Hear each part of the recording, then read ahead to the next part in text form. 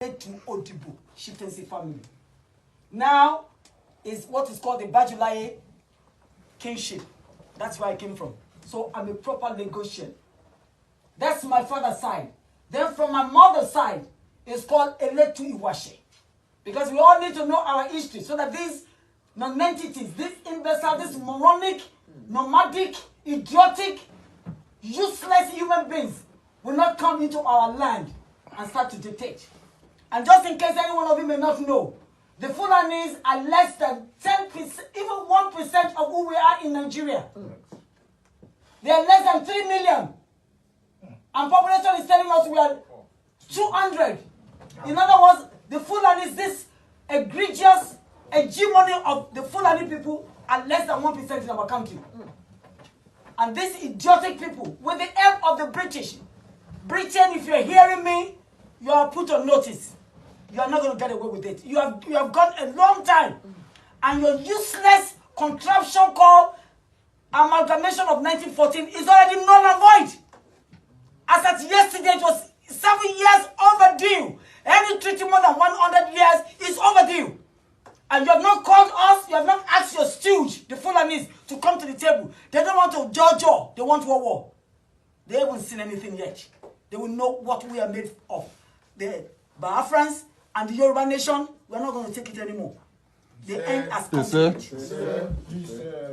From my research, I learned that the Igbo people have been even in the area since the 13th century. Yes.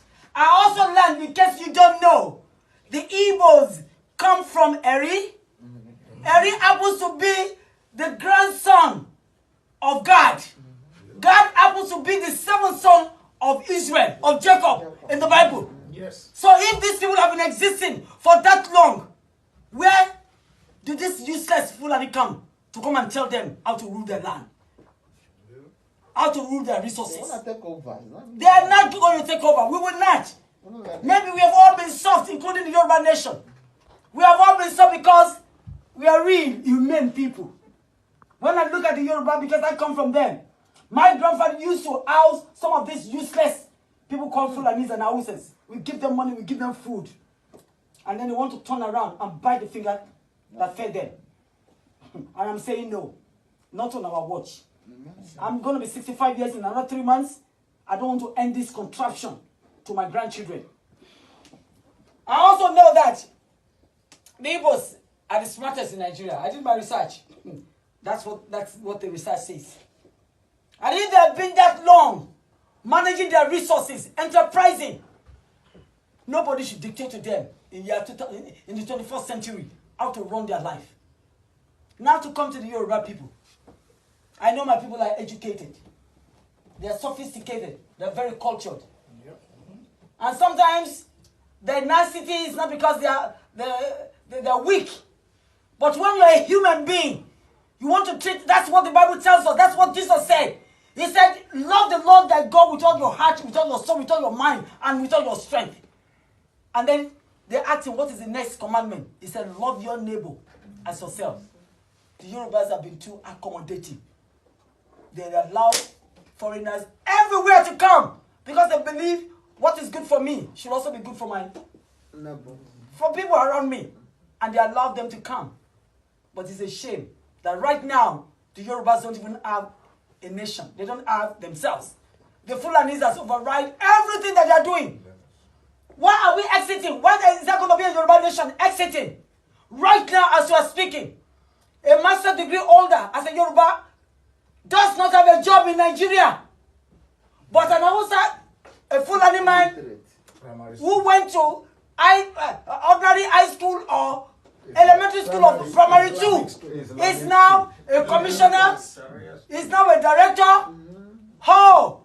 I don't know if every one of you have read George Orwell, 1984. Animal Farm. Where Animal Farm. Animals are dictating to human beings. That is what we have right now in that contraption called Nigeria. And the so-called 1940 amalgamation, which Lord Lugard, in his impunity, had to tell the Northern Protectorate, which consists of the houses, and the Southern Protectorate, which consists of the Southeast, the Southwest, the South-South, and the Middle Belt. They call us Niger protectorate. Meanwhile, we have been doing our own thing, having our own governance, ruling our own people, issuing orders, enterprises, and we are rich. We all know about Oferami of Bini. The kingdom is extremely rich. They have been doing transactions with these British people because they have the insanity to come to Nigeria, to so-called Nigeria, and name our individual nations.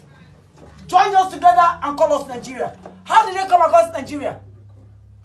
I don't know about you. There's no nation in Nigeria that can explain what Nigeria is. Niger area. Yes. The Niger River, we have two rivers in that country called River Benue on the west and River Niger on the east side. This Lord Lugard, a man that is rotting in his grave, named us Nigeria. And when you know the word nigger, which is an aberration word that the use of blacks in general in this country, you will know that it's not a palatable name to be called. We are not nigger. We are respectable, civilized, cultured, enterprising, successful people. Both the Igbos and the Yorubas. And if you come from Abia, if you come from Imo, if you come from Rivers, even from Urobo,